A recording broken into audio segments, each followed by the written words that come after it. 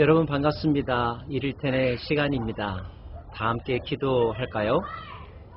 하나님, 저에게 하나님의 말씀을 들을 수 있는 기회를 주시고 성령님으로 말미암아 그 말씀을 깨닫게 하시니 감사를 드립니다. 주의 말씀이 내 발의 등이요 내 길의 빛이 되십니다. 어린아이가 신령한 젖을 사모하듯이 저희들이 늘 주님의 말씀을 사모하며 간절한 마음으로 말씀을 받습니다. 이 말씀으로 말미암아 저희가 영육간에 더욱더 강건하게 하여 주시고 이 세상에서 하나님의 자녀로 살아감에 있어서 늘 승리할 수 있도록 도와주옵소서. 이를테네 함께하는 모든 구독자, 시청자분들을 축복합니다. 그들의 영혼이 잘된같이 범사가 잘되기를 원합니다. 예수님 이름으로 기도합니다. 아멘. 여러분의 시청과 말씀을 묵상하는 삶, 기도와 후원은 이 방송사에게 큰 힘이 됩니다. 알림 설정도 하시고요. 또 주변의 많은 분들과 함께 공유하시면 좋겠습니다. 오늘부터 여러분과 함께 전도서의 말씀 함께 나누려고 합니다. 어떤 성도님이 목회자를 통하여 기도에 대한 훈련을 받았습니다. 기도는 우리의 호흡이며 하나님께서 우리에게 기도할 수 있는 특권을 주셨다는 것. 어떤 문제가 있더라도 주께 간절히 간구하면 하나님께서 들어 응답해 주신다는 것. 구하라, 찾으라, 두드리라. 기도의 자세에 대해서 훈련 받았습니다. 그는 열심히 기도했고 때때로 기도 응답도 받았습니다. 때문에 주변 사람들에게 늘 기도에 대하여 강조하곤 했죠. 그런데 어느 날 기도에 대하여 말씀하신 목사님께서 또 이런 이야기를 하셨습니다. 여러분, 우리가 금식 기도한다고, 우리가 간절히 기도한다고 다 뜻이 이루어지나요? 응답이 이루어지나요? 아닙니다. 기도한다고 해서 문제가 해결되는 것이 아니라 하나님께서 들어주셔야 문제가 해결되는 것입니다. 자, 이 이야기를 들은 성도님은 한동안 혼란스러웠습니다. 도대체 기도하라는 말인가 말라는 말인가? 이런 고민의 경험이 있으신 분들은 전도서를 읽으면서도 비슷한 고민을 하게 될 것입니다. 우리는 그 전에 잠언에 대하여 함께 살펴보았는데요. 잠언은 지혜, 공의, 정직, 성실한 삶에 대하여 강조했죠. 그리고 열심히 노력하면, 진실하게 살면 그의 삶이 형통할 것이라고 하는 긍정적 사고방식을 주었습니다. 그런데 책을 바꾸어 읽어보니 지혜도 소용이 없다는 듯이 이야기하고 있고 우리의 노력도 세상의 모든 것들도 다 헛되다는 이야기뿐입니다. 참 혼란스럽다는 느낌 들지 않습니까? 그렇다면 인생을 위하여 노력해야 합니까? 노력하지 말아야 합니까? 기도에 관한 그 목사님의 교훈, 어떤 교훈이 맞을까요? 삶의 자세에 대한 잠언과 전도서의 교훈, 무엇이 맞을까요? 정답을 말하라면 두 가지 다 맞습니다.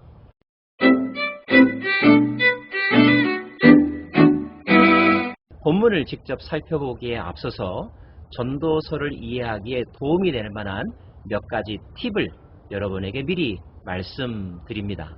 첫 번째 여러분에게 드리고 싶은 팁은 잠언과 전도서는 사뭇 다른 분위기, 다른 메시지를 우리에게 전해주는 것 같지만 오히려 이 두 가지 책을 함께 읽을 때에 우리의 신앙 영성은 조화를 갖게 되고 균형을 얻게 된답니다. 잠언과 전도서는 함께 읽는 것이 좋으며 우리에게 신앙의 균형을 갖게 한다. 두 번째, 전도서에서 가장 유명한 표현이 있다면 2절에 나오는 헛되고 헛되고 헛되고 헛되니 모든 것이 헛되도다 라고 하는 표현일 것입니다. 이 표현은 전도서 전체에 걸쳐서 약 40여 회 가까이 등장하는데요. 헛되다라고 한 단어를 반복해서 읽다 보면 마치 허무주의자가 된 듯한 느낌입니다. 그런데 헛되다라고 하는 히브리어 헤벨이라고 하는 단어가 있는데요. 이 헤벨이라고 하는 단어의 뜻은 연기, 수수께끼, 아이러니 등의 뜻을 가지고 있답니다. 우리의 인생 가운데는 알듯 하면서도 모르는 것이 참 많지 않습니까? A인 것만 같은데 알고 보면 B인 것 같이 느껴지는 것들도 많습니다. 참 알다가도 모르겠다, 수수께끼와 같다, 이런 의미로 사용되는 단어가 헤벨이라고 하는 단어입니다. 헛되다라고 하는 표현에 너무 강하게 끌린 나머지 허무주의적인 입장에서 전도서를 읽지 않기를 바랍니다. 세 번째 나누고 싶은 팁은 전도서의 저자가 누구인가 하는 것이죠. 전도서에는 사실 두 명의 등장인물이 있습니다. 한 명은 전도자라고 불리는 사람이고요. 또 한 명은 전도자가 말하는 것을 우리에게 소개해주는 사람입니다. 전도자이든 전도자를 소개해주는 사람이든 둘 다 실명은 등장하지 않습니다. 많은 사람들은 전도서의 저자가 솔로몬이라고 이야기하죠.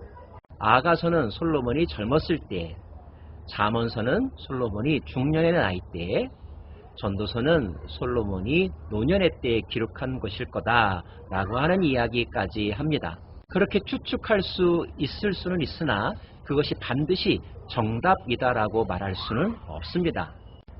이스라엘 왕 다윗의 아들이라고 할 때 그 아들이 꼭 솔로몬을 의미하는 것은 아니니까요. 유대 문학에서는 직계 아들뿐만 아니라 그의 자손들도 다 아들이라고 표현하고 있기 때문입니다. 전도서를 읽을 때 크게 두 부분을 구별할 수 있어야 합니다. 첫째는 1장 12절에서부터 12장 7절까지인데요. 이 부분에는 나 전도자는 이라고 하는 주어로 시작합니다. 전도자 1인칭 관점에서 자기의 생각들을 기술하고 있다는 거죠. 하지만 그 이외의 부분에서는 전도자가 말하기를 이라고 표현되어 있습니다. 즉 전도자를 3인칭으로 표현하고 있다는 말인데요. 이것은 전도자가 하는 말을 누군가가 지금 대신 기록해주고 있다는 것입니다. 대부분의 학자들은 그 사람이 바로 전도서의 저자, 기록자라고 이야기합니다. 전도자와 그것을 기록한 저자가 다르다는 것을 미리 알아두시면 전도서의 기록을 이해하는데, 그 내용을 바르게 이해하는데 큰 도움이 된답니다. 마지막으로 한 가지만 더 덧붙인다면요. 우리는 잠언서에서 가장 중요한 키워드는 여호와 하나님이라는 것을 함께 배웠죠. 그리고 그 다음으로 중요한 단어는 지혜라고 이미 살펴본 바 있습니다.